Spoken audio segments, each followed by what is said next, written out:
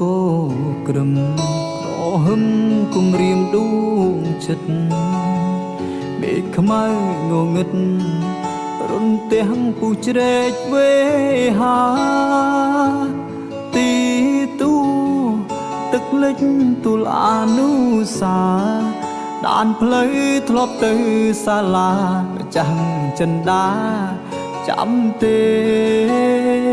ខ្ញុំកាត់គេសាបូជាជូនព្រះធរណីលោកនេះគ្មានពីរជីវីប្រគល់ជូនថ្លៃមេឃធំភ្នំខ្ពស់ជួយជាសាក់សីអ្នកតារក្សាដើមជ្រៃបនទុនស្រីឲ្យនាងយល់ចិត្តទឹកភ្លៀងហូរពេលនឹងទឹកខ្នែឲ្យខ្ញុំស្រណោះពុនពេ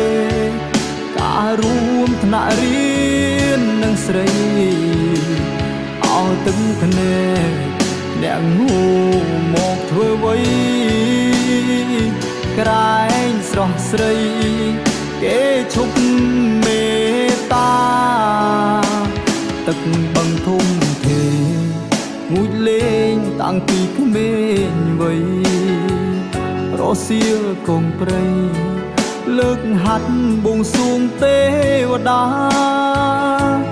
អារាំងព្រៃភ្នំចង់ចិត្តជីវ៉ា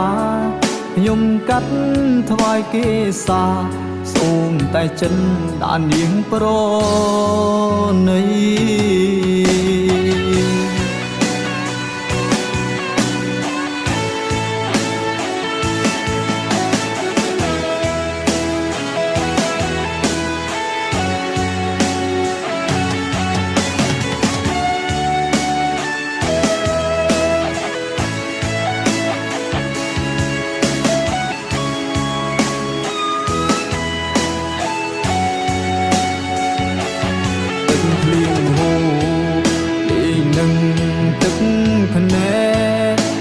ខ្ញុំស្រណោះពុនពេ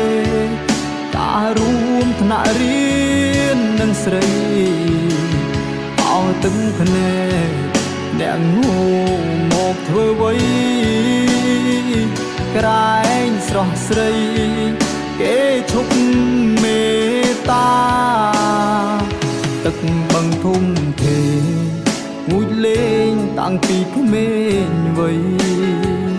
រសៀលកងព្រៃលើកហាត់បួងសួងទេវតាអារាំងព្រៃភ្នំចង់ចិត្តជីវ៉ា